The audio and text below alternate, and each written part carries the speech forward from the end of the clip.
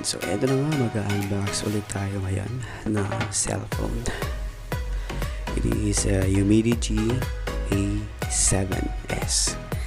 Nabili ko to sa Shopee. Around 3,800 pesos only. Affordable na siya. So specs is 2 GB RAM at saka 32 GB of internal storage. Ayan.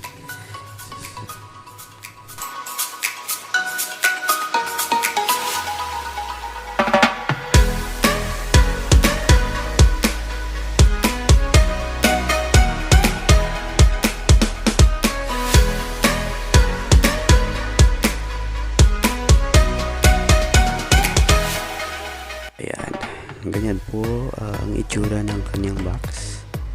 Tapos sa likod, ayan, naka-imprint ang details ng cellphone. Tapos naka-seal naman siya, well sealed.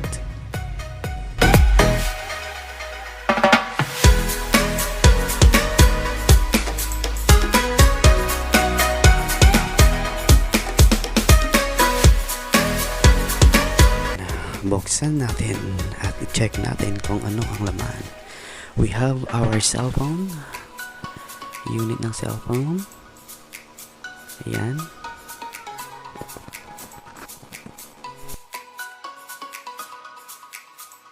Tapos eto, meron siyang pre-installed na jelly case. Ayan. Ayan po itsura sa likod. So, sa sides, sa right side, meron siyang power up and down key button at saka lock button.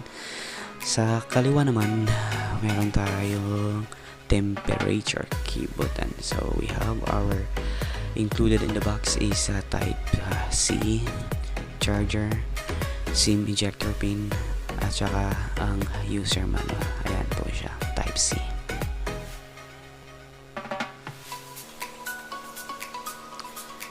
So, let's turn on our cellphone. Ayan. Buksan natin ang cellphone. Tapos, ayan. Setup ko muna siya. At yan na nga. Nabuksan natin. Setup ko na yung phone. Let us check the details of the phone. Ayan. Android 10 siya.